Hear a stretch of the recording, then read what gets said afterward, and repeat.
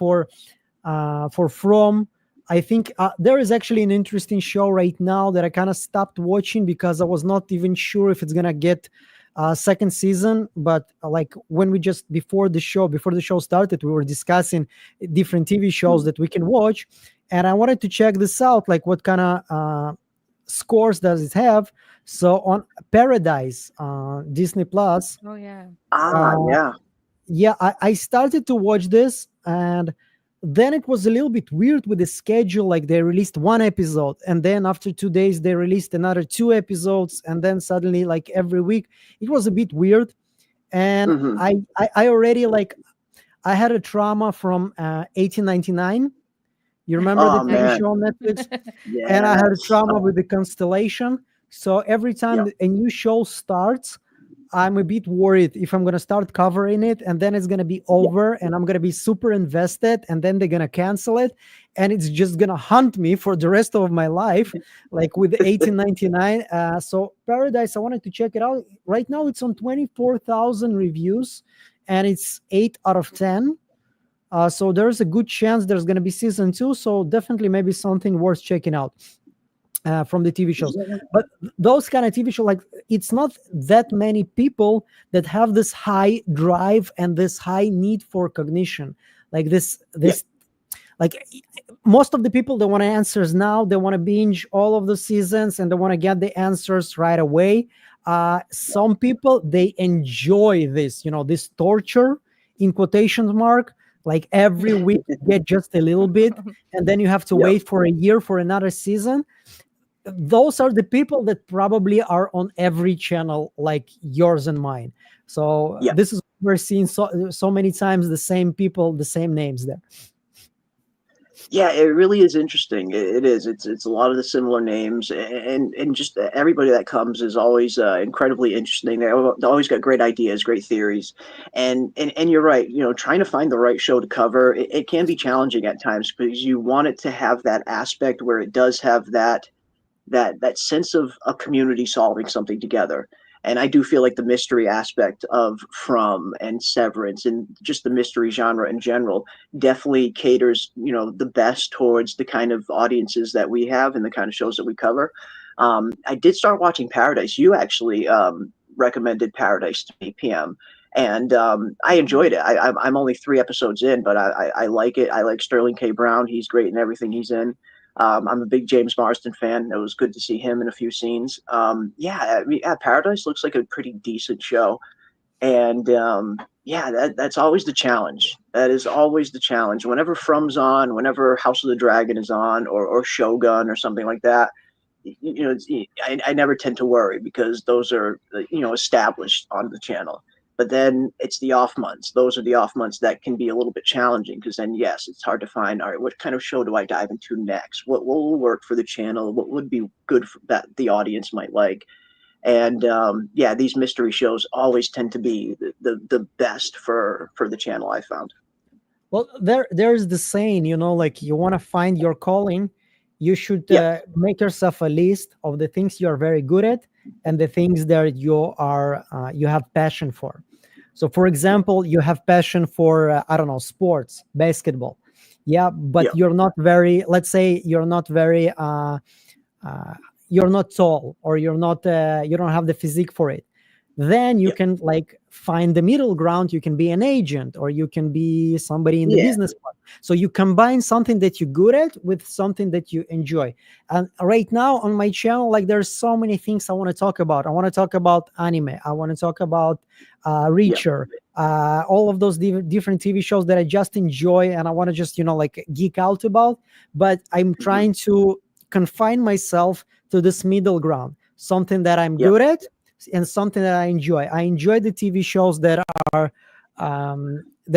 all those mystery box TV shows, and I know that I'm good at covering them, and I know that people are interested in this. So I don't want to start doing. I don't want to cover Demon Slayer right now because my audience is not gonna understand what the hell am I doing.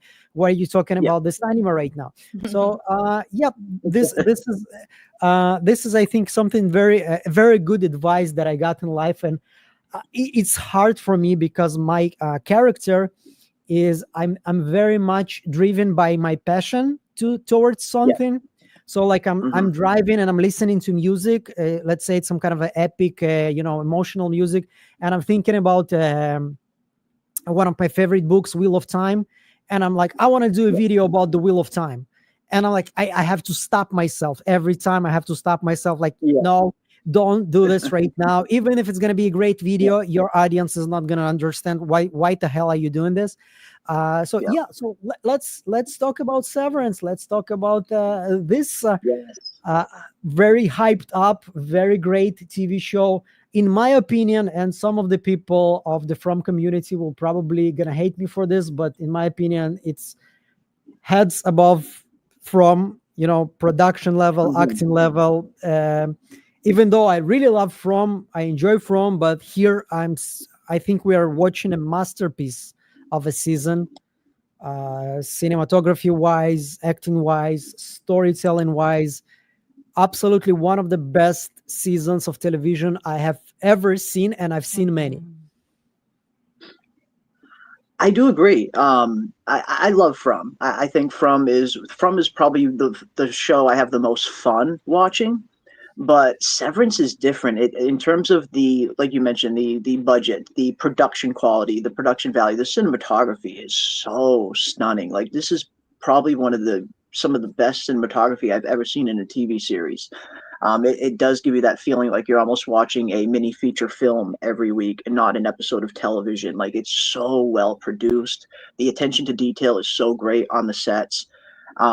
And yeah, I do agree with you. And I think I've seen a similar sentiment echoed in some of my comment sections as well, where people who have watched From and Severance, some of them, a good amount of them, are saying that they're really enjoying Severance a lot more.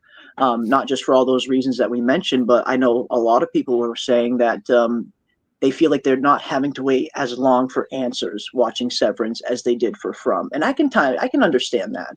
From is one of those shows that it is a little bit of a slower burn in terms of getting the definitive answers. I mean, it wasn't until 3 seasons in that we got definitive answers for some of the big things. And that was one of the things I see a few people saying every once in a while, that they love both, but they're liking Severance a little bit more because they feel like it's scratching the itch a little bit better, where they're getting some answers quicker. They're liking the pacing a little bit better, and to a certain extent, I can understand that and maybe even agree with it. Yeah, well, I think once again, I don't want anybody to get me wrong. Like, I really love From Definitely. From basically built me as a YouTuber in both of the languages, both in Russian, both in English. Like, until From, I was doing YouTube for I think 2 or 3 years, and I was just shooting everywhere. I was doing book reviews, I was doing TV show reviews, I was doing like different videos. I wasn't able to find myself in this YouTube sphere. So and people were writing me in my Telegram group, you should do From, you should cover From, do From, watch From. And then eventually I was like, okay, let's watch this From. This is already season 2 was beginning already. So I started to watch this, and I was like, okay, this is a mid-level TV show. I mean, it's pretty good at some point. It's pretty, like, some of the ideas are interesting, but I don't have any big names actors there. Like, we have Harold Perrineau there, but once again, you cannot compare, for example, Harold Perrineau, with all due respect to him, to names like Christopher Walken and John Turturro. This is still not the same level of fame and the same level of credentials in the acting world. And I'm watching this, and I'm enjoying. I'm kind of having fun, but I'm making fun of some of the stupid things that I see, some of the high school level acting that I see with the guy that shot Boyd in season 2. That acting was like, I mean, I've seen better with that. Reggie was Reggie could have used a few acting lessons. Yeah, he definitely did. I mean, I don't want to give disrespect to guy, but we have to be honest also in this when we talk about those TV shows. And then there was this moment when Jade was talking about the chaos theory, and everything's supposed to make sense, and everything has so, and people were writing to me like, you should watch this TV show for the second time and start really looking, not just watching it while you're like checking your phone simultaneously what's going on. actually watch this show, try to find every little detail. And this is where I started to get really into From. So I'm starting to see, and I'm like, okay, this show is freaking awesome with this. There are so many little clues that you can notice if you're really watching.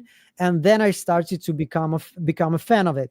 But once again, if I'm looking at the different aspects of a TV show, if I'm like comparing, you cannot just judge a TV show only by the mystery box elements of it.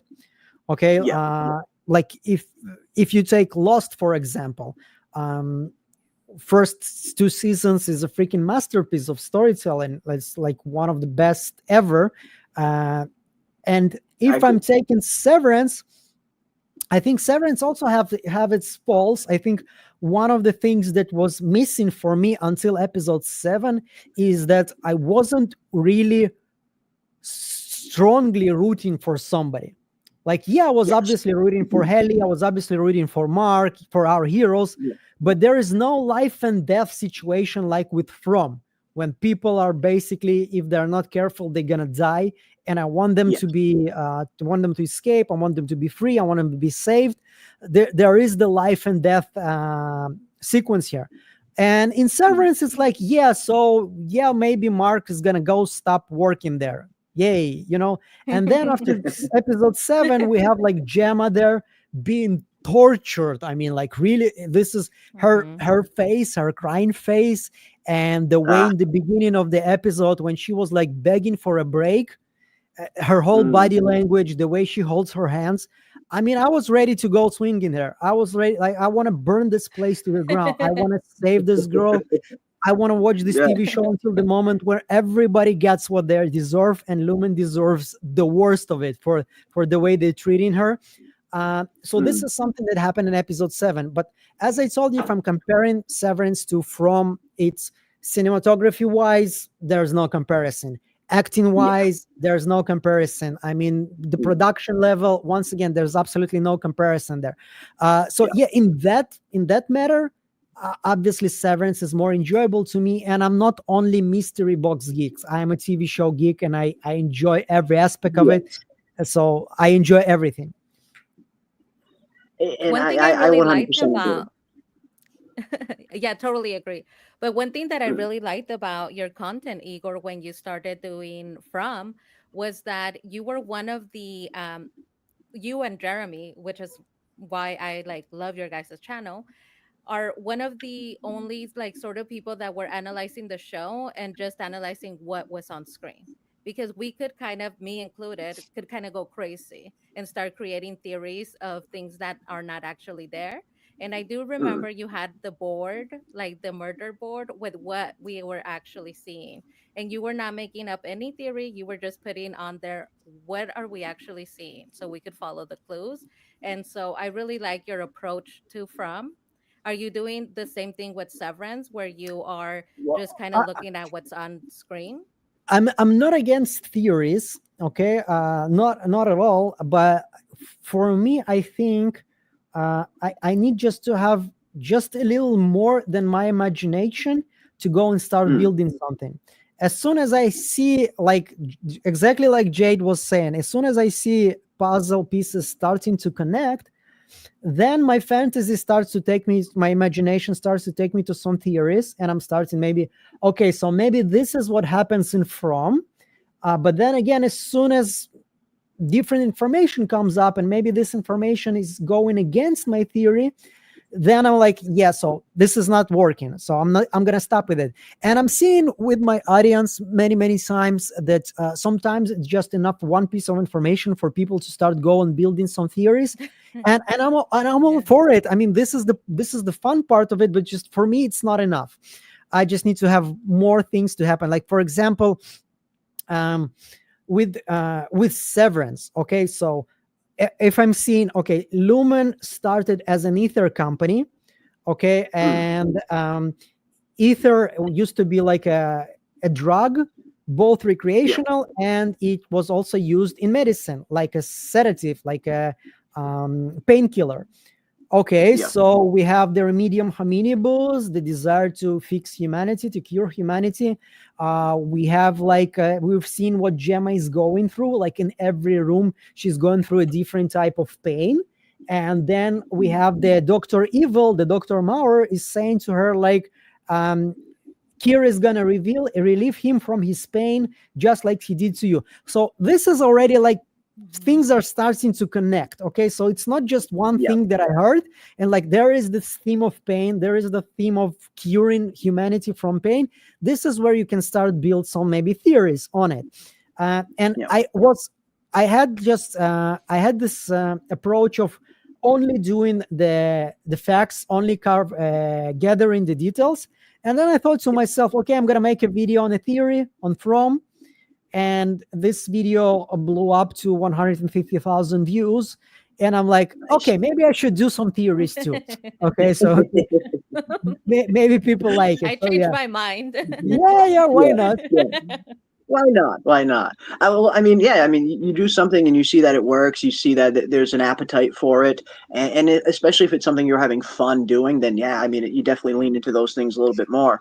And I share your sentiments in terms of, I think sometimes, and it's happened to myself numerous times as well. I think sometimes with the very nature of the mystery box aspect of a TV show, it can kind of pull you into that place where you're looking at every little tiny thing like it's supposed to mean something more. And sometimes it just doesn't. Sometimes it just does not. And I think season 3 of From was very interesting, where there were a few moments of that popping up where the slightest of details, you would have huge sections of the fandom just honing in on this one thing that turned out to be nothing. And that's the thing with mystery box shows. It's why I like them so much, because they do challenge you in a sense. They very much challenge me to know what should I pay a little closer attention to and what is just scene dressing at the end of the day. Like one good example was Fatima in season 3. A lot of people thought that she was unable to open the door to Colony House, that somehow the talisman was keeping her out. And I saw that scene totally different right from the beginning. I saw her go to put her hand on the doorknob, and she smelt the rotten food, and she instantly was drawn towards the rotten food. That's kind of how I read that scene. The reveal for that scene was she is developing an appetite for dead food. So I kind of never saw the whole door handle thing that everybody else did, but it's always so interesting with these mystery box shows, because you never know what the audience is going to hone in on. And again, that's been some of the fun part for me covering these mystery shows, is challenging myself and trying to tell myself, what should I pay closer attention to and what is maybe just nothing. But it's fun because I like shows that challenge me, and that's why I do like the mystery shows. I do like the shows that are a little bit more cerebral, like a Severance, where you don't really know what's going on, but you have this really great kind of cast, this really great world that it's set in, this very intriguing and mysterious technology, the mysterious work that MDR is doing. It's got all of the aspects to it. But you do also want to every once in a while take a step back and, as you mentioned, what are the facts? What do we actually know? And then kind of build your theory from there. And that's usually how I try to do my approach. But yeah, these mystery box shows, man, they will send you down some rabbit holes if you're not careful, which can be fun. Don't get me wrong. Yeah. It can be fun. Sometimes it's really cool because, like, I'm pretty sure you probably heard of Terran Mataro with his theories about tarot cards and Beotux. Yep. So I think that Beotux we can probably in 99% certainty can rule out that Beotux have anything to do with From. But then again, me not living in United States, not really familiar in very like little details with American history, just something that I've seen in movies, or like general big events like the Civil War, etc. I would probably live all my life without even hearing the word Beotux. And even though it probably doesn't have anything to do with the TV show, still now I know. Now I read some history. Now I know even some words from their language, which is really cool. And this is what I really enjoy about those kind of TV shows, that it takes you to the places like for example, Constellation, which was also a great TV show, which was also closed after season 1. It started very well. It kind of ended not very good. But then, like, I remember studying in high school, and physics was like one of the things that I hated the most. Like I had the worst grades. My parents tried to take like a private tutor for me, and even he gave up because I was really not buying it. I was like, it didn't make any sense to me. Like, it's not working in my it's not logical, even though it's supposed to be very logical. And then I'm starting to study in physics to understand constellation, and I'm not learning basic physics, I'm learning quantum physics, and it's super interesting. And I'm like spending hours reading articles about this. And this is what I love about those kind of TV shows, because if I'm going to cover, let's say, Game of Thrones, like you cover, which I absolutely love this TV show, House of the Dragon is great. I love every episode of it. But the most it's going to take me is to George Martin books. Right? I'm not gonna start discovering history or physics or science or something like this. And this is what I really love about the mystery TV shows. Like right now with episode 8, I'm trying to understand the notes in Selvig's book. What are those formulas? What are they saying? How they connect to the neuroscience? And even though probably I'm not going to become a scientist. Most definitely, I'm not going to become a scientist, but it's really interesting because, and this is maybe something that teachers should do in high school. You want to make your students be interested, let them, try to understand by themselves. Anyway, yeah. No, it's all guys, about the right we had medium. our own door thing with Severance. To bring it back to Severance, we had our own Fatima door incident, where, if you recall, when Mark goes into her office and she throws the mug at him, he then says, "Do you want the door open or closed?" And she says, "Both." And he's super confused, like, how do I like close and open the door? Yeah. Everybody was saying, okay, that is 100% a clue that she is severed, because she wants the door open and closed. And in the podcast, I know that you listen to the podcast too, Igor. The actress herself confirmed that she just came up with that. Like, it was just improvised when she told Mark both. So his confusion was genuine because she came up with the line on the spot. But we had our own door theory where everybody now assumes that she is severed herself. Well, I remember when I just started to do some videos in English, and I started to get invited to live streams about From. A lot of the times, other YouTubers would ask me, "What do you think about? Where do you think they're taking us? What do you think is going to happen?" And my answer was always the same, like, I don't know, and I honestly don't really care. I'm enjoying the journey. So if there is something about the door, awesome. If not, and we just spend hours and days theorizing about this door, and it's nothing, it's not time wasted, in my opinion, because we had some fun doing this. Okay, this is the whole point. Like, there are people that's gonna, for them, it's gonna be torture.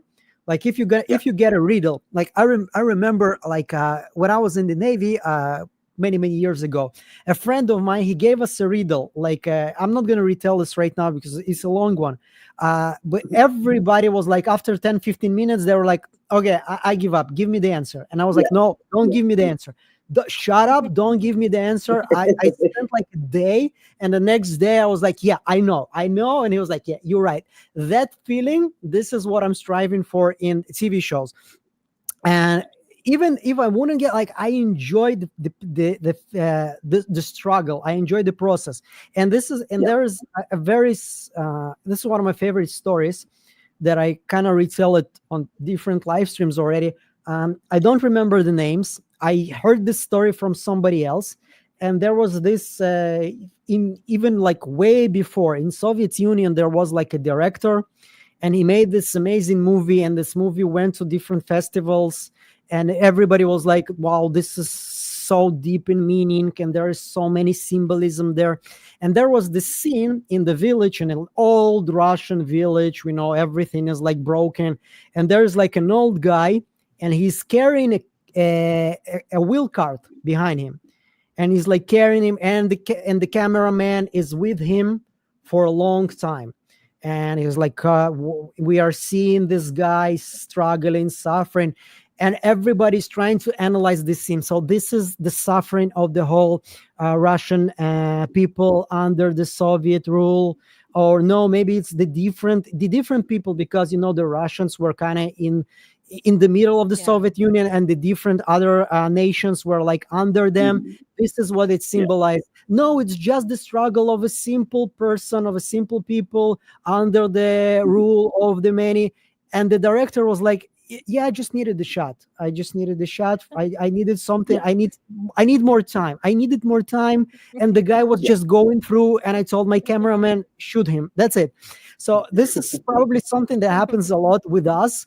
But Yeah. then again, if we are just wasting time, it's not a waste of time. We are having fun. This is the whole point of it. It's not to win, it's to enjoy the journey. This is my approach to it, at least.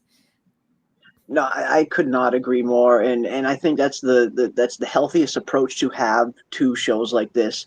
I mean, it's cool when theories pan out. I mean, it feels good, yes, but the Of course. ultimate goal is to have fun. Like you want to be having fun, and yes, if you're diving into this rabbit hole for an hour and it does end up leading nowhere, yet you had fun, the chat had fun talking about it, then yes, by no means is that time wasted, in my opinion. That's exactly what we're here to do: to have fun conversations, to dive into these things, to challenge each other. And that's why I agree with you in many ways. I love the shows that do challenge you, and you do kind of go away from an episode diving into a certain topic, and next thing you know, you're researching something that you never would have learned about otherwise if you hadn't have seen this show. I love that aspect of it, and I think that's where we as YouTubers definitely benefit. Because I know you're very well researched like myself. We like kind of knowing what we're talking about, and that is so one of the biggest things I love about these shows is watching an episode and kind of going down a rabbit hole where you do learn something new that you never would have known otherwise. And it challenges your way of thinking. And sometimes sometimes you need that. You need to look at different perspectives and see what does this mean? What does that mean? What do I think this means? And at the end of the day, like you said, if you're having fun, it is not time wasted. Well, it's for me, since you are, I assume, a fantasy geek like myself. Oh yes. Oh I yes. For me, it started with Lord of the Rings when I was like, I think, 11 years Same. old, when the first time I read the books.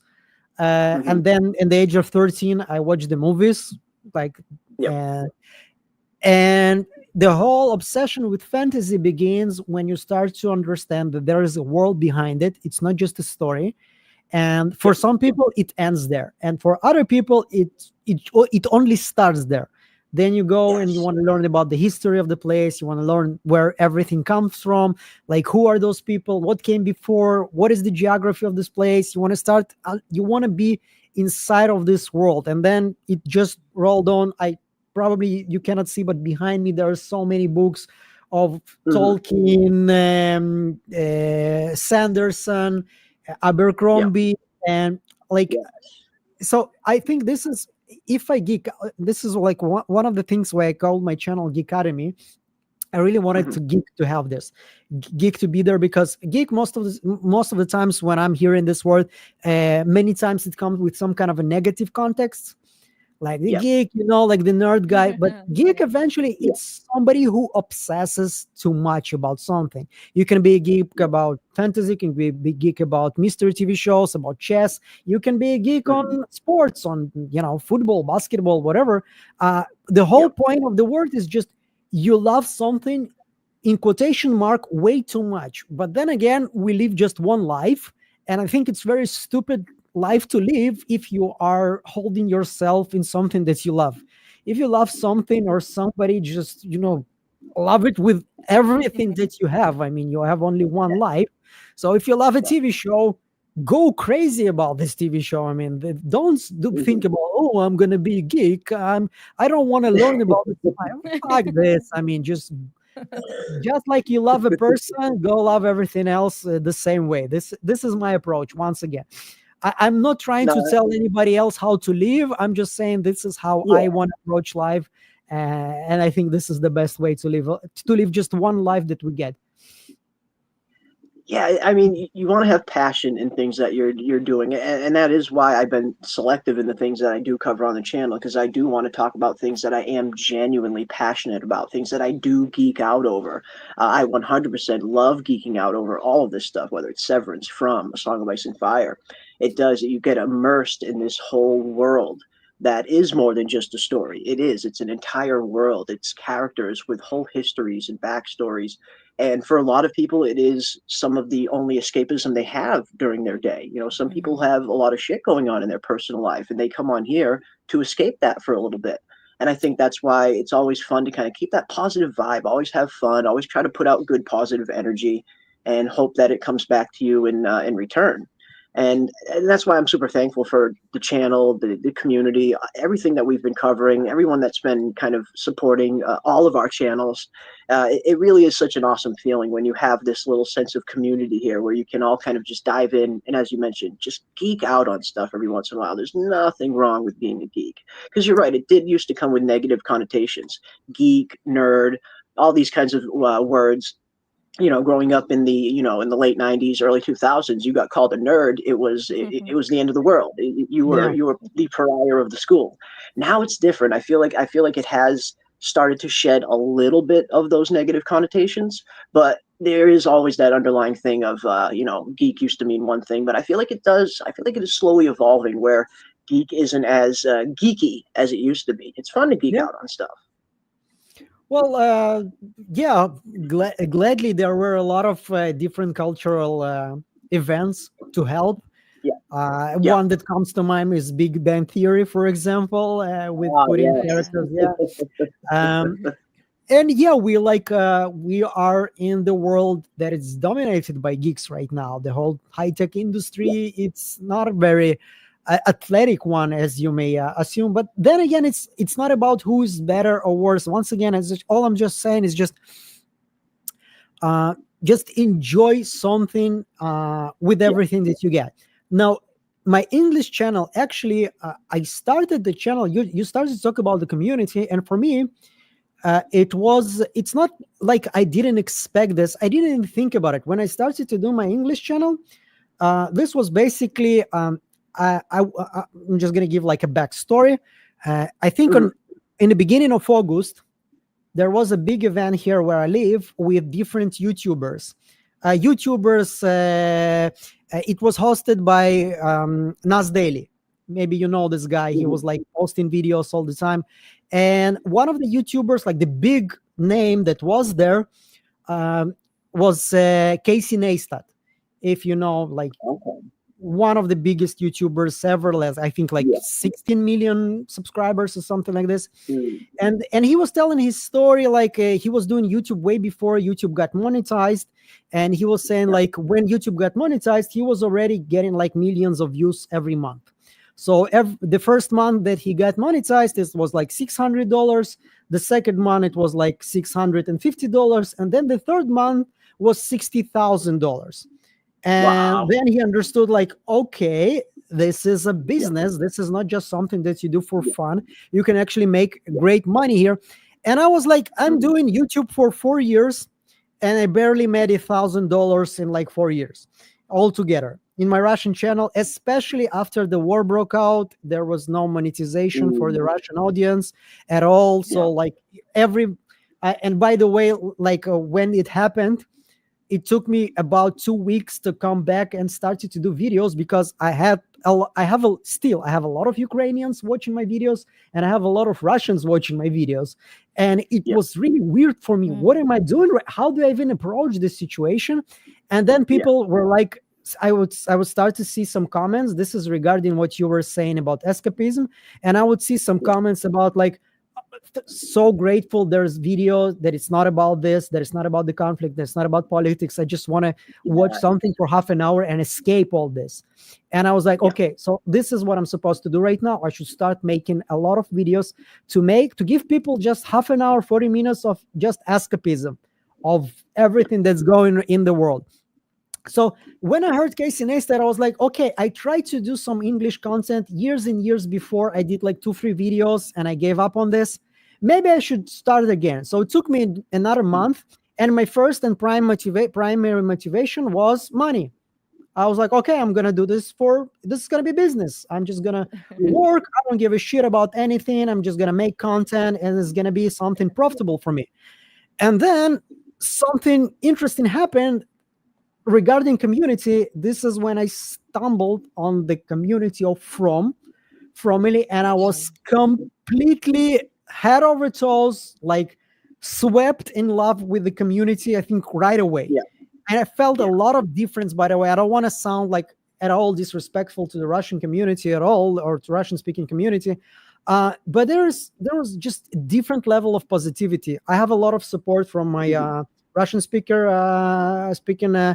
audience. I have 40,000 subscribers there. I have 5,000 in Telegram. I have a lot of support, a lot of amazing people. I actually found some friends, like real friends, from this whole experience. But then again, still, if I'm posting a video, I will get like 1 in 5 negative comments. Okay, so there's gonna be like 4 positive comments, and 1 is gonna be like, I hate this dude, shut up, whatever. I'm kind of getting used to it, but as you know, like you probably know it by yourself, that sometimes there are days that it's just harder to take that. Like sometimes you're like, you don't give a shit, okay, whatever, next. And sometimes it just finds a spot, maybe you're not in the best state. And then like I'm doing a video on From, and I'm getting like 10 to 15 super chats. And all of the the super messages with like $2, $3, whatever. It's not the money. I'm always trying to say this to people. The money is nice. Obviously, it's fun to get the super chat. It's fun to get whatever it is, whatever the amount is. But the understanding. I mean, you're putting yourself out there. You're speaking to an audience. I myself, I'm showing my face, and I was not really getting enough positive feedback to do this, especially in my high school. Girls didn't really like me at that time. I was not yet speaking well. So at some point I understood that the good way to get some girls is maybe, train the way you talk to them. But there is something there to put yourself out there. And there's always this risk that people are just going to resent you, or even worse, they're going to ignore you.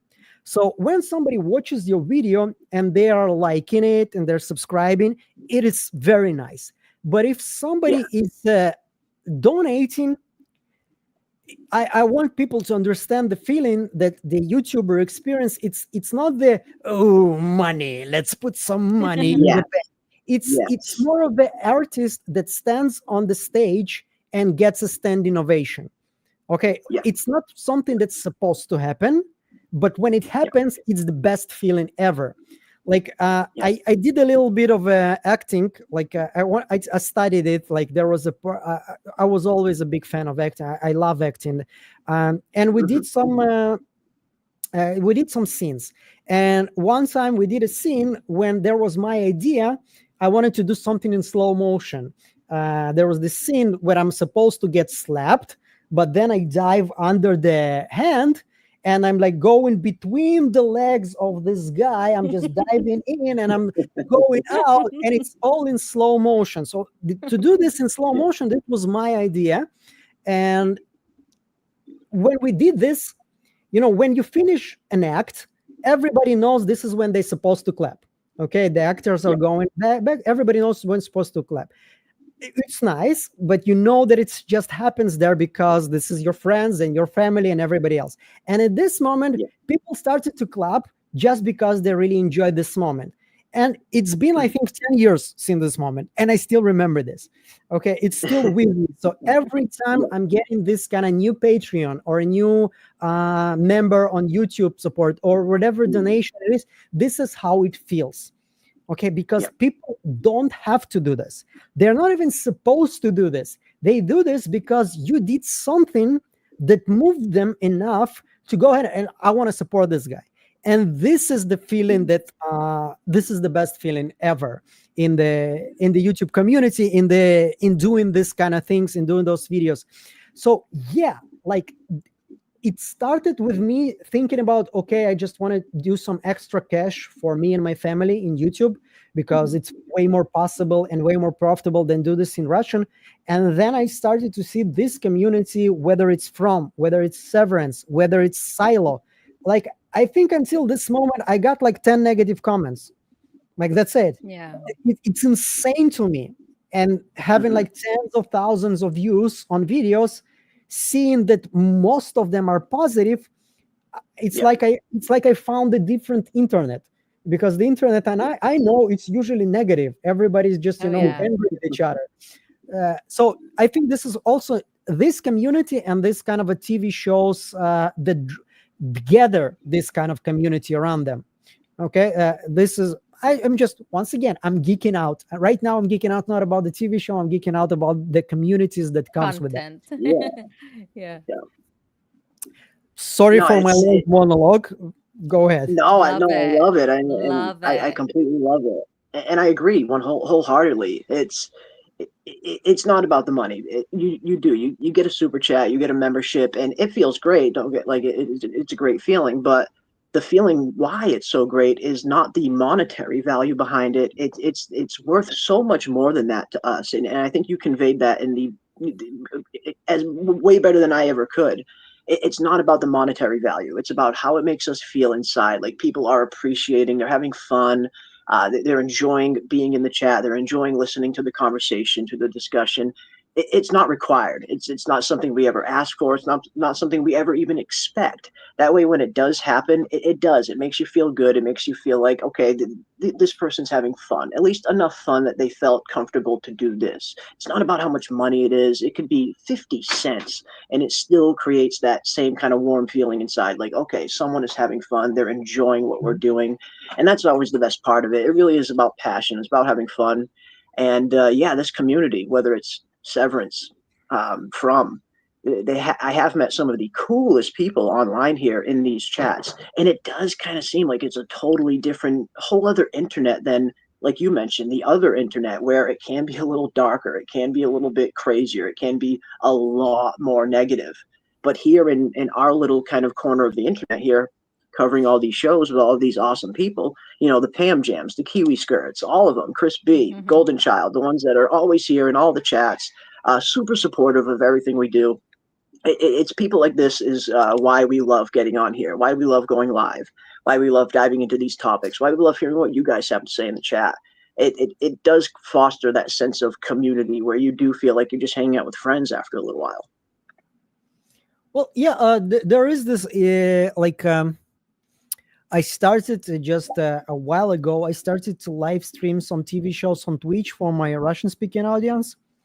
And then it's just an idea, we're watching some old TV shows like Twin Peaks, for example, like a mystery box TV show that I missed because it was way before my era. And at some point, I started to feel like I missed this. Like I'm waiting for this time to sit with friends and watch a TV show together. Even though everybody sits in a different place on Earth, like different countries, but we're sitting like 50, 60 people, not that like huge amount of people. And we're watching a TV show and we're like discussing Dark, Twin Peaks, 12 Monkeys right now we're watching. So it is actually, it's really, really cool, like the way the technology and the internet, there is some very good things about internet. There are very some bad things about internet. And I'm glad we're on the good side of it. Like one of the things that I actually, like I quit my day job, let's call it that way, like I think 2 months ago. And I started to do only YouTube. And it's not because I started to make so much money on YouTube that it didn't make sense to do a different job. So far, Yeah. the job that I was doing is way more profitable. Like I would do a video for somebody in an hour, and I could make like $200 on this video because it's businesses and they're paying me to deliver just some business video about the real estate guy talking about whatever. What I really enjoy about YouTube as a business is that there are no moral dilemmas here. Like it's not profitable for you to be a piece of shit on YouTube. It's not profitable for you to be dishonest.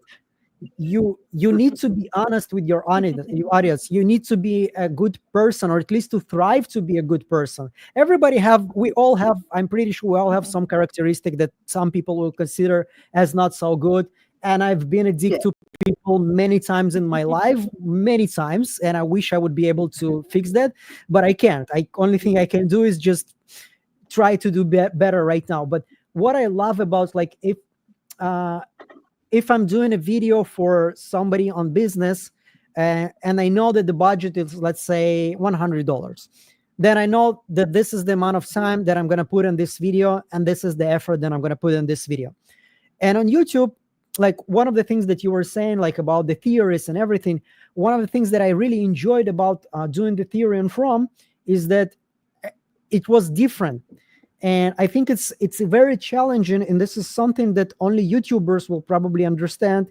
One of the things that's very difficult for us is to always find that passion to do the video, because you start to do something and you're passionate about it, and at some point, it doesn't really matter who you are and what you're doing, at some point it will become a routine for you.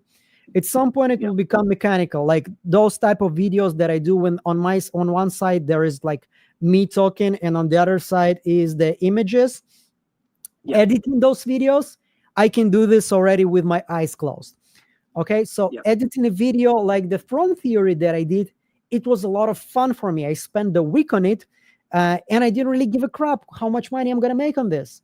Like, I was not expecting this to blow up. Gladly it did, but even if it didn't, I'm looking at this video and I'm like, okay, this is the best video I ever did in my life, and I'm doing this for years. This is an awesome feeling. And this is something that I think is very, very cool about being a YouTuber is, as I told you, this is, first of all, it really works. Like, if you're lying to your audience at some point in your life, your audience will understand this, and they will be onto you, and your channel is going to be probably dead after that. And good. This is what's supposed to happen. But if you're honest, even if you're at your lowest point, if you're honest about the bad things, one of the things that was really difficult for me and hard for me to do is to actually admit to say that I'm from Israel, that I live in Israel for like almost all my life. I'm like from 10 years old, I live in Israel. And it's really like one of the videos, I think I remember on From, I had an Israeli flag behind me there. And it's not because I took it down, not because I'm like embarrassed by it or something like this, because I know that those kind of symbols, they invite a different type of conversation that I don't want to have on my channel. This is not a political channel. I don't really care about your opinion on the Middle East war or whatever. This is not what the channel is about. But then again, it's when people ask me, like, where are you from? What is this accent is from? And I'm like, there is kind of a fear. I wouldn't say like a fear, but it's like, okay, if I'm going to say Israel, maybe this person is going to be like, fuck this guy. I don't want to watch this channel. But then again, I'm like, so what? I'm going to start hiding. I'm going to start saying, hey, well, I'm in Ukraine or something like this because I was born in Ukraine. It's just, it doesn't work, because at some point, and by the way, a lot of Israelis watch my channel and they're like, dude, you're awesome. And you have an amazing English and blah, blah, blah, whatever. All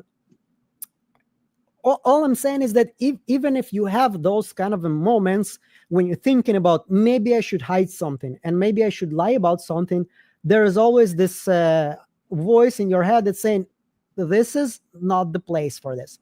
You should always be honest with people. Whatever it's going to bring to you, it's going to bring to you a lot of hate. Okay, you will deal with the hate. But only honesty will make you somehow grow in YouTube area. Whatever it's going to be, if it's going to be like, if your whole audience in the whole world is 10,000 people, then this is your audience. But be honest with them. They will make sure that you will be able to thrive in this place if they will feel that you're honest with them and you're not bullshitting them. And I think the fact that I can be that and I don't have this moral dilemma, I spent a lot of years of my young life in sales.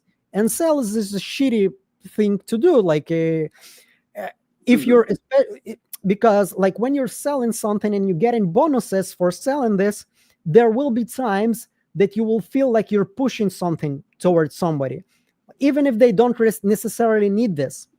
Okay, Yeah. and this is also something that I struggled with in the early parts of my life. Like I was like, okay, but yeah, I want to reach the goals. I want to make the biggest salary that I can. But then again, like, what about my soul? What about my karma? Whatever you want to believe it. So this is always like there is a contradiction there of goals and values, and this is not something that happens in YouTube. And this is why I was like, okay, I'm gonna give up right now on I think around between 50 to 60K a year in dollars, and I'm just gonna run towards YouTube, whatever it's gonna take me. Especially after my son was born 3 months ago, I was like, Which yeah, I want to. congratulations, by the way. Thank you, Yeah, thank you so much. congratulations. I'm like, Congrats. That's awesome. this is I don't know why I was waiting for so long. I'm like 37 years old, and this is the best 3 months of my life. I Aw. cannot really tell you how much I love this little dude. This is the best thing That's ever great. happened. But I also thought to myself, I want to be an example, and if this is like I want to be the guy who is chasing his dreams and not just settling for something, because I want him to chase his dream Yeah. also when he's going to grow up. I don't want him to think about something like this is too big for him. Yeah. So yeah, well, once again, I know you called me to be a guest, but I think I abused this, right? I'm talking. No, absolutely not. No. It's supposed to be a conversation. We should discuss something about Severance, and I'm just telling you my life story. You should tell me to shut up and No. talk about Cobel. We love it. We love it. And that is why we wanted to talk to you, because you are super authentic. You are very much yourself. And we love that, right? We love somebody that Yeah. can put out their opinion. And I've seen you many a times see something in the comments and say, hey, it is what it is. This is how I feel. And if you don't like it, I'm sorry, but this is how I feel. Very much like Jeremy as well, which is one of the reasons why I love this channel. It's not about politics, and it's not about anything divisive or anything in the news, because at the end of the day, it is people's safe space. Like, this is their safe space. So he hates compliments. So It he's is, hating yeah, every compliment I give him. it is kind of bothering me. Like I did the live streams when I was watching different channels. I'm pretty sure you've seen, like you've been on my live Yeah. stream when I did this. Yeah. And I think there is like, well, I'm obviously following as a member of human race, American politics, because you can try to hide from the truth, but America is still the big guy in the world.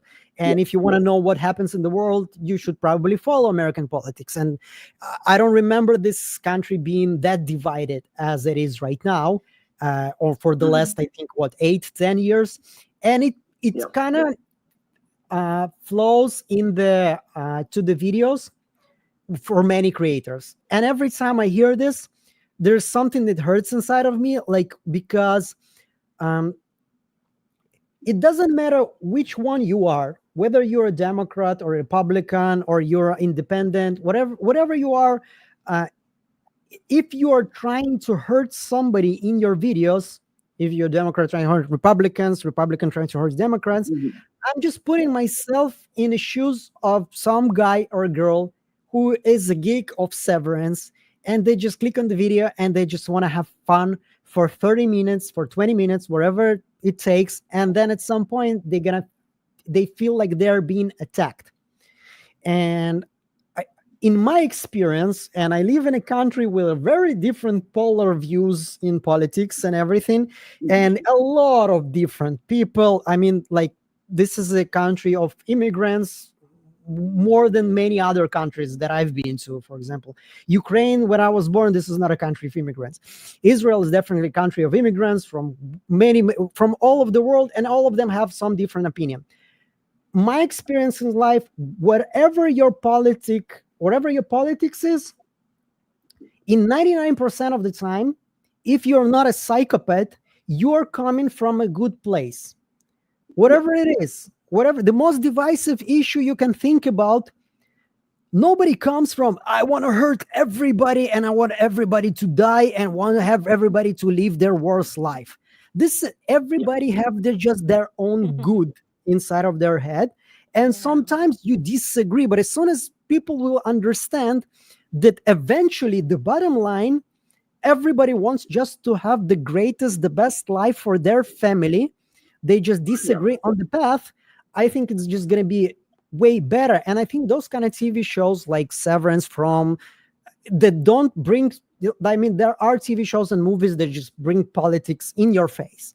Okay, this is our stance and this is what we're seeing. And this is, if you disagree, you're not going to enjoy this movie.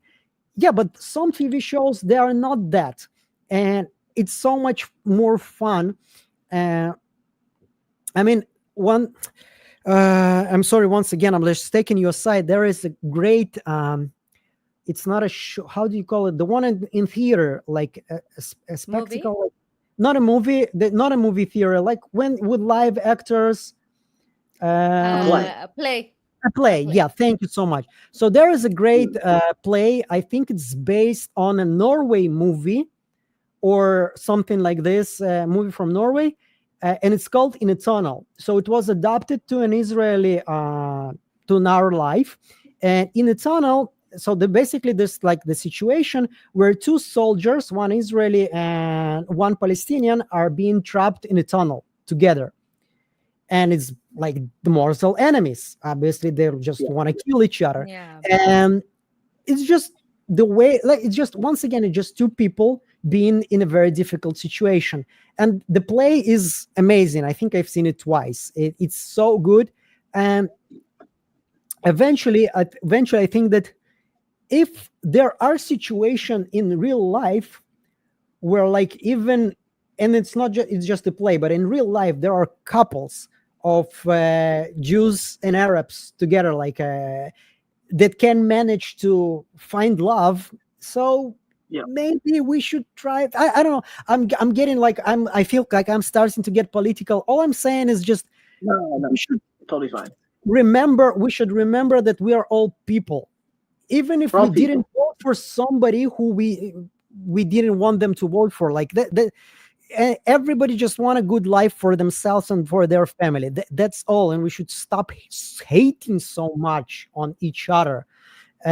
So yeah, like this is my opinion on that thing, and this is why I really love your channel and some also other channels that never bring up politics, never bring up their ideas. It's not about it's I hope that I'm managing to do this.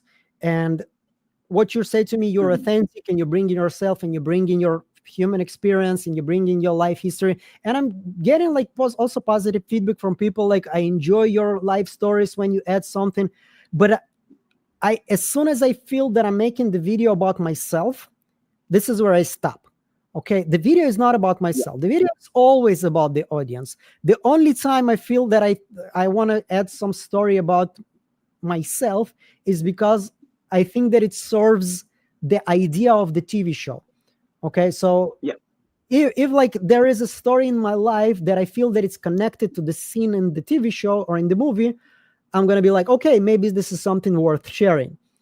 But it's I don't want my channel ever to be about me, about my ideas, about how I see the world. It's not about me. It's about the audience. Always, 100% of the time, I just want people to have good time. This is what I was good at since I was very young, and thanks to YouTube, now I can actually make some money doing this, and this is like the biggest gift ever.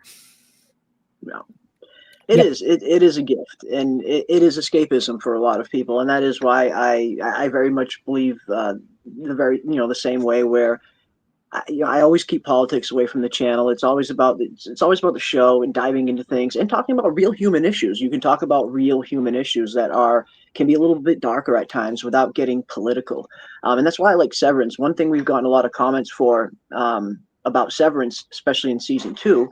Is how season 2 is a little bit darker than season 1. They're diving into a lot more kind of real world serious issues. But everyone I've talked to seems that people who have experience in some of the things that they have dived into, they're really enjoying Severance for respecting these issues and approaching them in a way where it's not looking for shock value. And I feel like a lot of shows sometimes they will try to dive into some hot button issues just for the sake of getting a shock value out of their audience.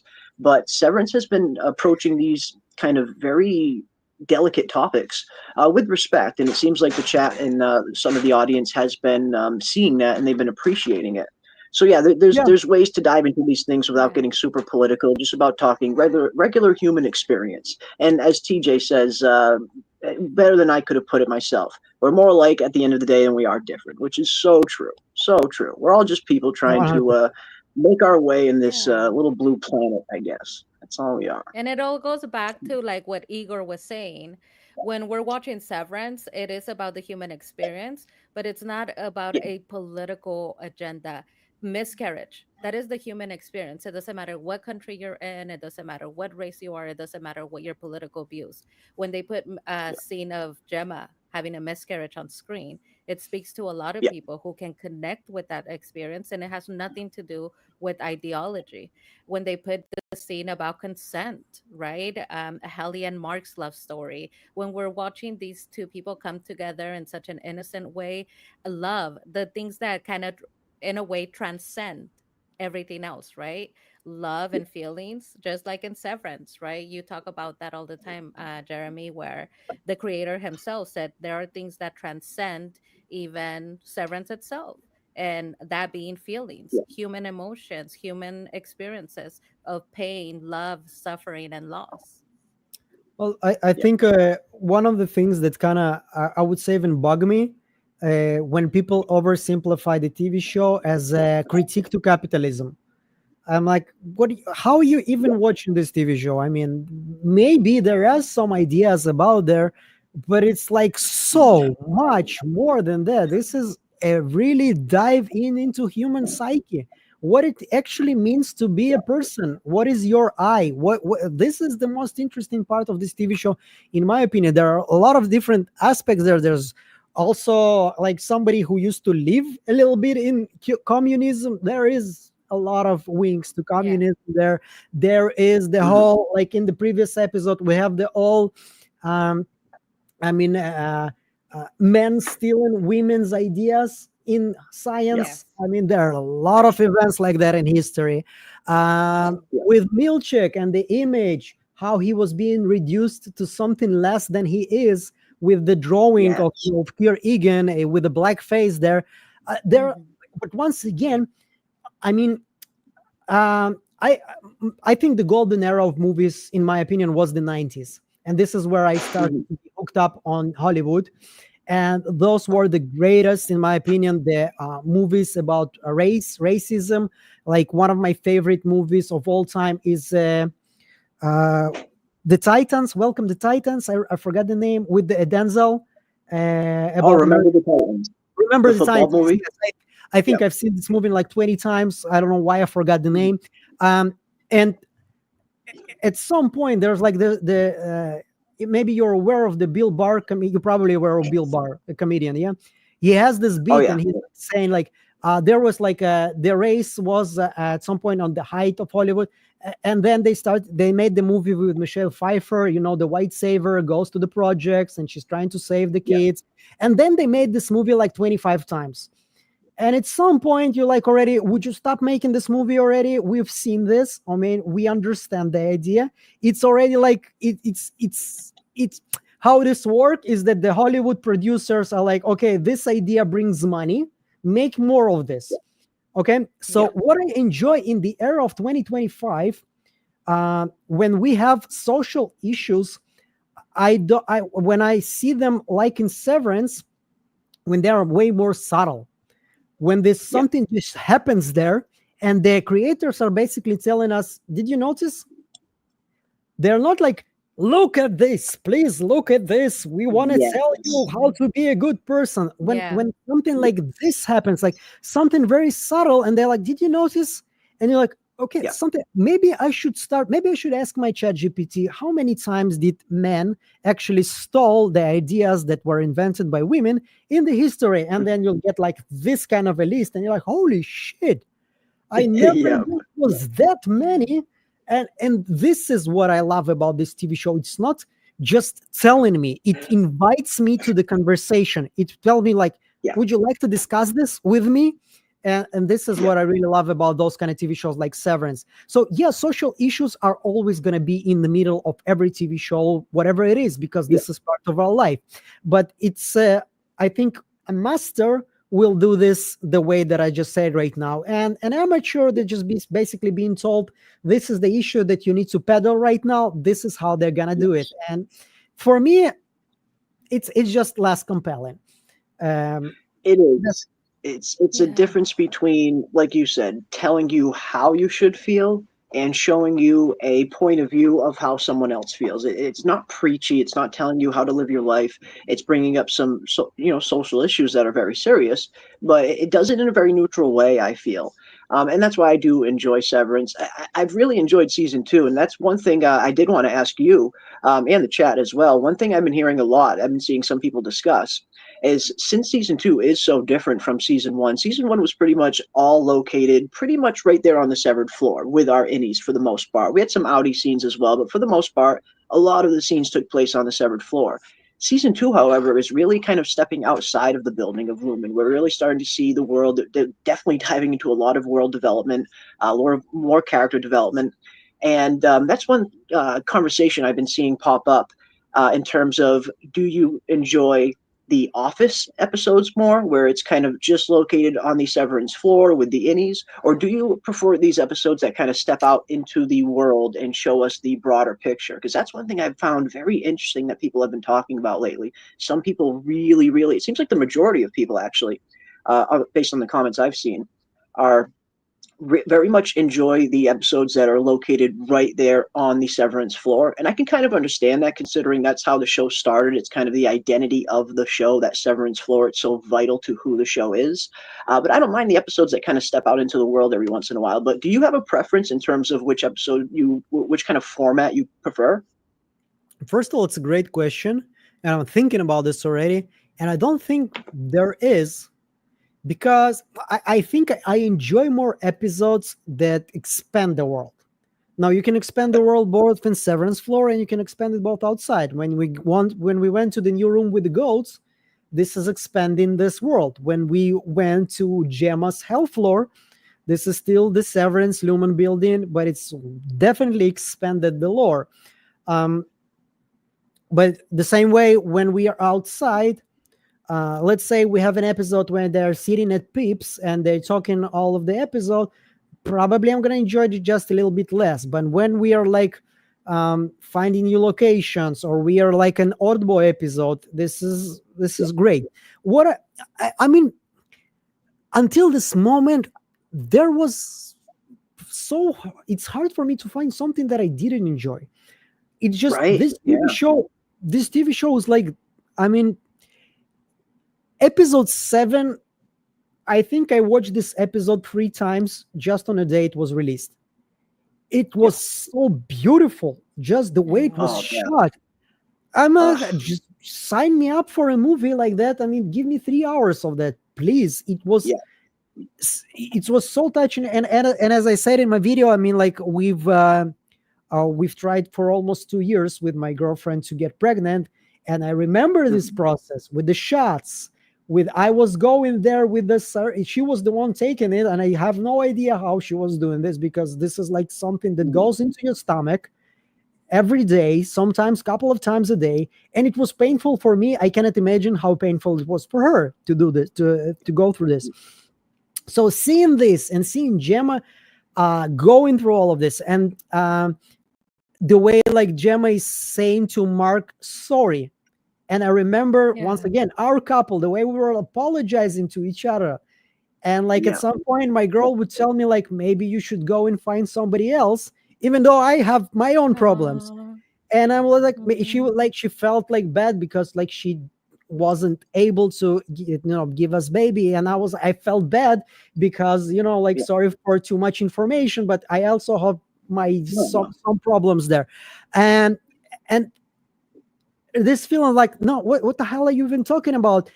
Even though there are some ideas, you cannot just escape those thoughts. they come, Yeah. you like, you kick them away from yourself because this is not a person you want to be, but they are there. They are coming there, and like seeing the way they're acting. And by the way, big surprise for me. It was weird as a straight guy to notice this, but fuck, Mark was really hot in this episode. He was so sexy. I mean, what Episode happened? 7. I was like, the whole professor look is really working for It this guy. works for him. I was like thinking about changing my hairstyle and like starting to dress up like this guy. I was like, what the hell is going on here? Everything in this episode was perfect, was absolutely perfect. Every scene, every little detail, the acting by both actors, by everybody, is like, it was a masterpiece. It was an absolute masterpiece of an episode. So it kind of creates also a problem, because when you get an episode like episode 8, which is a perfectly good episode, but in comparison to episode 7, it's like a letdown. It's like completely different level. So this is like the problem that Severance creates. I think this is something that we as YouTubers, reviewers, should probably emphasize a lot on our channels, that when Severance is bad, it's still way better than most of the TV shows that running right now. No, I 100% agree. And in terms of that episode in particular, it was so beautifully shot. The cinematography, the transitions. I saw a lot of people praising the transitions, especially when I found out that they didn't use a single bit of CGI on that entire episode. Even when we see that one shot of them transitioning from one part of the Severance floor to the other, and they go inside the wire, like you see the inside of the cable, they actually split open a wire and put a mini camera in there to get that actual shot. None of it was CGI.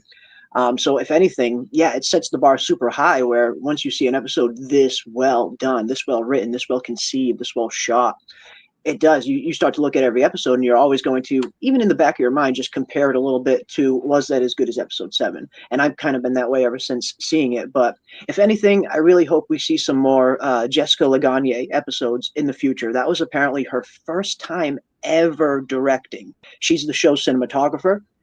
So I think that's why the cinematography was just so well in that episode. I feel like people that work in cinematography are usually the best well suited to make that switch to the director's chair, because they have such an eye for filmmaking. And she killed it. I could not believe when I found out that was her first time ever directing.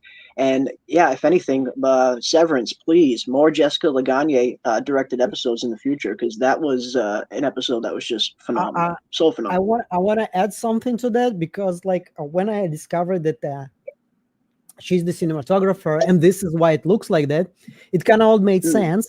And I started to compare it to John Wick for some reason. Because John Wick's director, I think Chad Stahelski, he was a stuntman.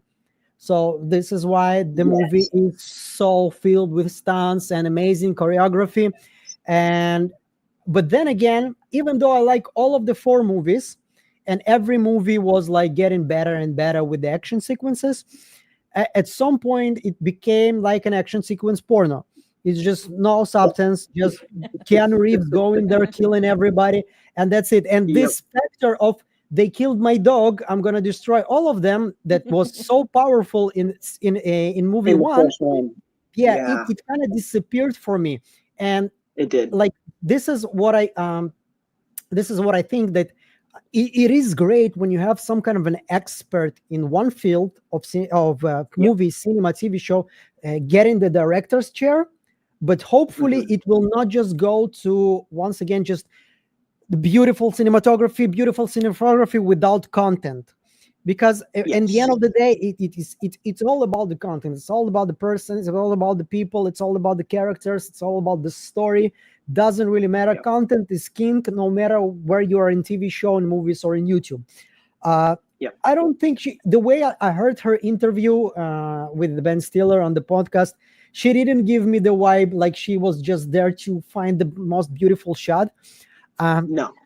Yeah, but so I agree. I would love more episodes from her. But once again, I just want to have my hand on the pulse. Hopefully, it's not just somebody's still supposed to be on the chair of the showrunner.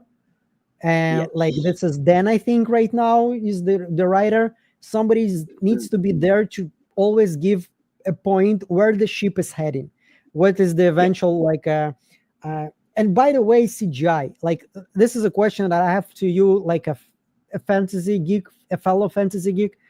I mean, how did it happen? Like in 25 years, the CGI became way worse than it used to be. I mean, I'm watching Lord of the Rings movies, and I'm like, I'm looking at Balrog, and I'm looking at the new movies, and what happened? This movie was like 20 years ago. Why does it look way better than it is right now with all the technology? This is why I think right now it's kind of a bad taste to add CGI. Everybody's like Christopher Nolan and Ben Stiller now. They're like, we don't want CGI. It looks fake. Give us those practical shots. A practical shot will always beat a CGI shot 10 times out of 10, in my opinion. And you're right. It does seem like in some instances it's advanced, but in most it hasn't. Like Lord of the Rings is a perfect example. I'm so glad you brought that up, because you look at that movie from 2000 and some of the CGI shots in there still hold up so well and are done better than some of the things we see now in 2025. So it is a little bit weird how in some areas they have kind of taken a step back, but I've always very much preferred practical filmmaking. Anytime you can get a practical physical shot, it's always going to be better than utilizing CGI. And I think directors and sorry. Go ahead. Sorry. I didn't mean to interrupt. I thought you were... No, totally cool. I just think sometimes it's used as a crutch almost, where in some filmmaking, whether it's a show or movie, I feel like some directors, some producers, they sometimes know that they can rely a little too much on CGI to kind of clean things up in post-production, where it does start to be a disservice to the story. Because like you said, cinematography, lighting, camera angles, score, all of this stuff is great, but it's all meant to enhance the story. It's not supposed to be cinematography for cinematography's sake. It needs to serve the overall show, the story, the characters. It needs to fit in one cohesive unit. And that was one thing that I've seen happening a lot, where some films and shows are relying a little bit too much on CGI. And I feel like it takes away from the creative kind of the natural creative instincts that some directors and creatives find when they're forced to try and find a shot from a practical standpoint. I feel like sometimes it just brings out the creativity more than always knowing in the back of your head, oh, I can rely on CGI for that. I think it's become a crutch in some filmmaking. Well, yeah. Also, another thing that they did in Lord of the Rings, they did those bigatures. If you remember those, like crazy big miniatures, and they filmed this, and then they added some CGI, and this is why it looks so good. And nobody does that anymore because it's way too hard and too expensive. The original Star Wars. That's the original Star Wars right there, the George Lucas method. Yep, build the mini models, add a little bit in post. I'm sorry, I'm gonna have to wrap up. If there is like maybe some question, like the final question from the chat to me. If not, I really need to get some sleep. No, yeah, you need to get some sleep. I know you're battling. No, I know you're battling a mean cold, and this was a ton of fun, and we will definitely get Eigor back on the channel in a few weeks when he's feeling better, and I promise next time we will dive head first into all things Severance. Maybe when the finale comes out, we'll work something out and get him back on. And but no, this was a ton of fun, man. I really appreciate it. I feel like it's been a long time coming. I should have had you on a long time ago, because we're swimming in the same circles. We're covering a lot of the same shows. I feel like we see and enjoy a lot of the same things. So I can't thank you enough, especially for coming and joining us today on, when you're battling a cold. I very much appreciate you, my friend. And you're welcome on here anytime. And I'm sure everybody in the chat is already subscribed to Geekademy, but just in case you're not, definitely subscribe to his channel. The link to it you can find in the description of this stream. And again, thank you so much, man. This was a blast. Thank you for having me. Thank you. Hopefully next time I'm gonna be just in better energy. You had so much energy. This is you at your sickest. You had so much energy.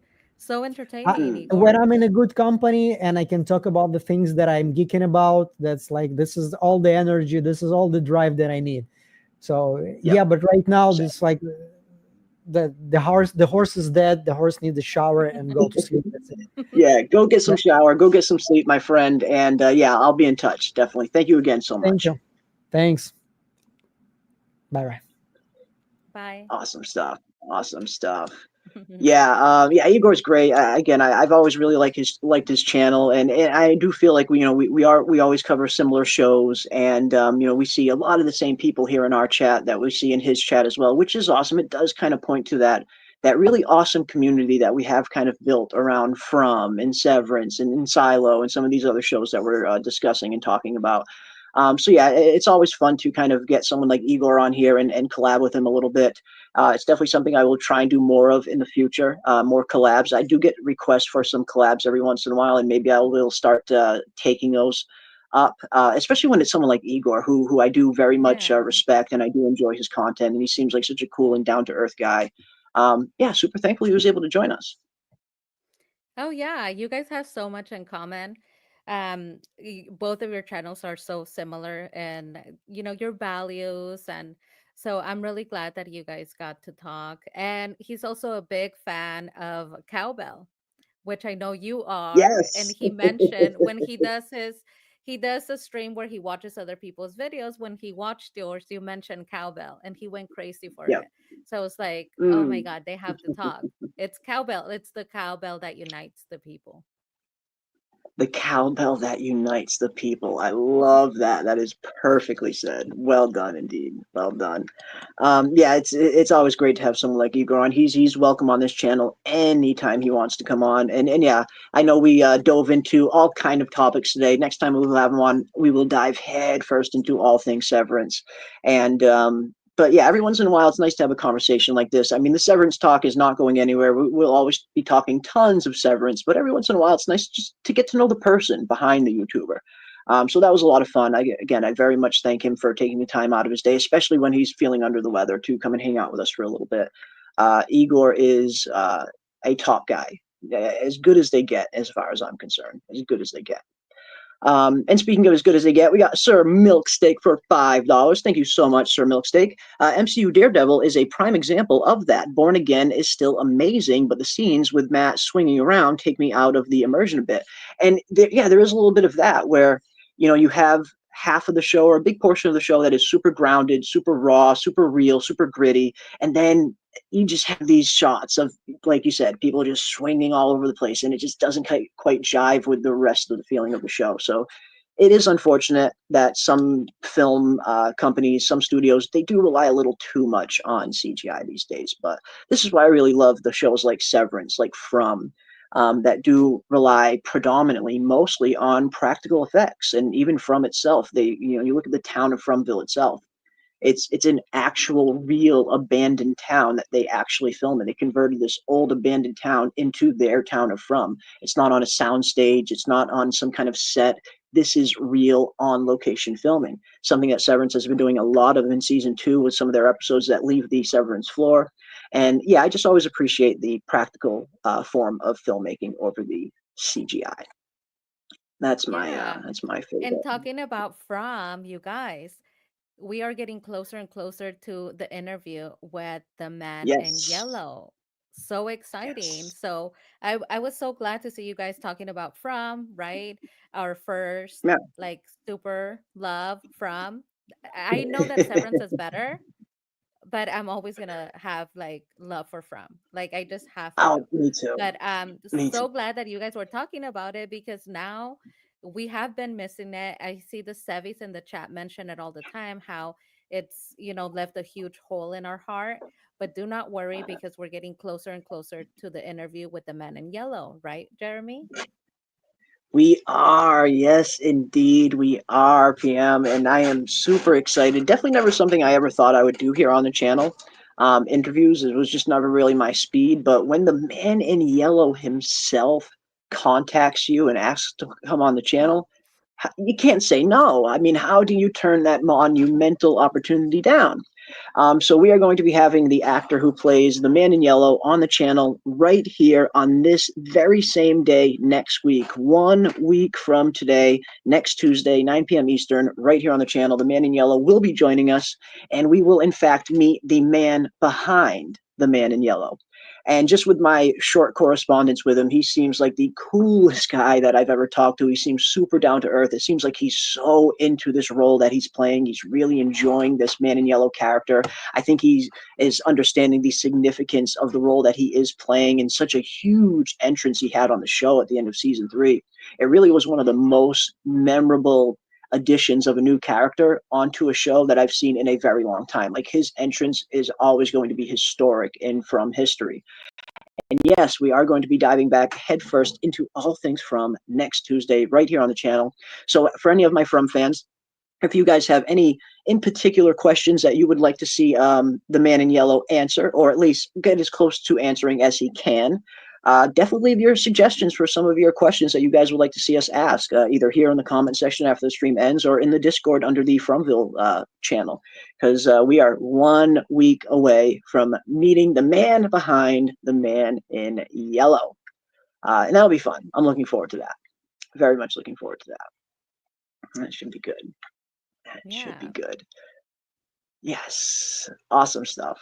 Awesome stuff. But I want to thank everybody again for joining us on this fine Tuesday. I know it's not our usual time, so I appreciate everybody who came and hung out with us for a little bit. And again, anyone who came over from Eigor's channel, I cannot thank you enough. That is incredibly generous of you. And anyone, I imagine everybody again here is probably already subbed to Eigor, but just in case you're not, the link to his channel is in the description of the stream. Definitely get over there, give him a sub. Geekademy is another phenomenal channel that dives into a lot of the same stuff we do here. And if you have fun here, you will definitely have fun over there as well. And of course, if you haven't already, definitely subscribe to my amazing co-host, PM Philosophy, who has been just my awesome partner in these endeavors lately. I cannot thank her enough for all of the support and all of the help that she has given this channel. And she has some awesome Severance content on her channel as well. So if you guys have not subscribed to PM, her link is in the description of the stream as well. Get over there, give PM a sub. You will definitely have some fun watching her videos as well.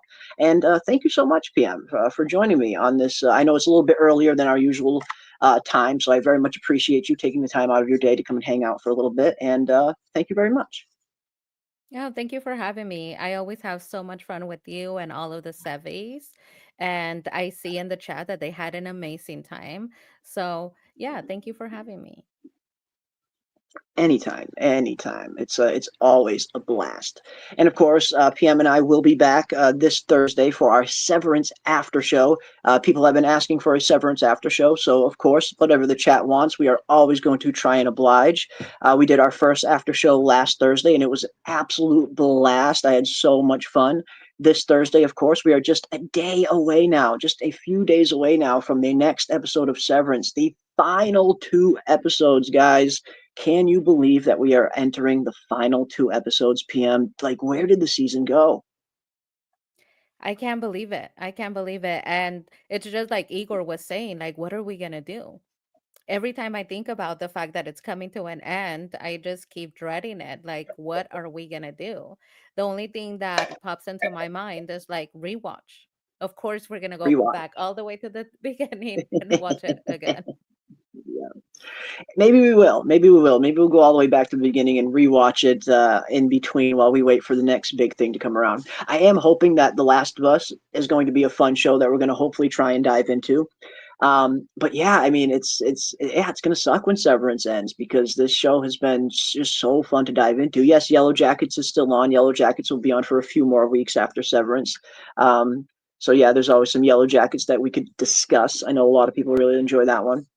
But yeah, Severance has been so fun this year. I feel like season 2 has just gone above and beyond what I thought they were going to do. I wasn't quite sure what to expect with season 2 of Severance, just considering how season 1 was, considering that even Ben Stiller had no idea that the show was ever going to be successful. He did not think people were going to watch it, apparently, which is so crazy to think in hindsight, because it is one of the most unique and intriguing shows I've seen in a very long time. So yeah, I've been super pumped with season 2 so far.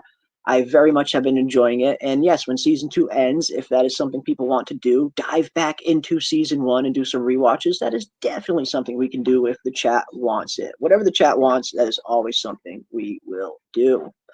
But again, big thank you to each and every one of you for joining us on this fine Tuesday afternoon or Tuesday evening or Tuesday morning, wherever you happen to be tuning in from all over the world. Very much thank each and every one of you. And yes, we will be back this Thursday for our pregame show for the pre-game festivities, as it were, as we get ready for episode 9 of Severance. And then after the episode airs, of course, we will be doing our direct after show Thursday night around 10:30 p.m. Eastern. And this episode is going to be a little bit longer than episode 8, but not too much longer. But I have heard some good news that the finale of Severance, episode 10, the final episode in season 2, is reportedly going to be around 75 minutes in runtime. Over an hour and 15 minutes for the finale. So maybe that's why we're getting kind of 2 episodes back to back that are a little bit shorter than usual, with the 37-minute episode 8, and now the 44-minute episode 9. It seems like maybe they're gearing up for whatever massive stuff is going to happen in the finale, with not only a 75-minute runtime, but it seems like episode 10 is also rated M for mature for violence as well. So it seems like we got some violence coming to Severance, ladies and gentlemen. Episode 10 looks like it's going to be a very big one, and we'll be right here diving into all of it. Pam, are you ready for violence on Severance? Like, it's I don't know what they mean by that, but wow. Right? We never know what we're gonna get. I always think to myself, okay, what super serious life situation are we diving into in the next episode? They always surprise Yeah. me. So at least this time, and we never know, but at least this time we know to be prepared for violence. I'm so ready. So ready. I am so ready. I am so ready. Dylan versus Milchick rematch? Maybe. Who knows? We do know we saw that small little clip that was in a previous trailer that hasn't been in any of the episodes yet, of Drummond, Mr. Frolic himself, grabbing Mark and slamming him against the wall inside the Severance hallway. Could there be a little bit of a scuffle between Drummond and Mark? I certainly hope not, for Mark's sake. But yeah, looks like we could potentially have some violence coming in the final episode. And who knows? Some people have even been predicting the death of Cobel herself, which who knows what'll happen? Who knows? Gonna be crazy. It is going to be crazy. And yes, I will definitely reveal myself probably before the finale. I'm planning on probably going on camera for the interview with the man in yellow. So maybe I'll do my first on-camera stream for maybe the Thursday after show. I'll try and plan for the Thursday after show to be my first on-camera stream. And I mean, anybody who's been in the Discord pretty much knows what I look like. I have my regular picture up there in the Discord, but I have been getting a lot of requests for a face reveal, so I guess I might as well just do it. So yeah, probably this Thursday for the after show. I'll probably get on camera, and that'll probably be my first stream, hanging out with you guys face to face like that. I look forward to it. I look forward to it. But again, big thank you to each and every one of you again for joining us on this fine Tuesday afternoon. I hope everybody is enjoying their day. I hope you guys go and enjoy the rest of your day and your evening. And don't forget to come back and hang out with us this Thursday evening at 7:30 p.m. Eastern for the episode 9 pregame show. And then at 10:30 Eastern that very same night, we will be diving into episode 9, the after show, right after it airs. And I cannot wait to see where this next chapter of Severance takes us. But until next time, stay safe out there, guys, in this crazy, crazy world. Keep those tinfoil hats on, folks, and I will see you on the next one.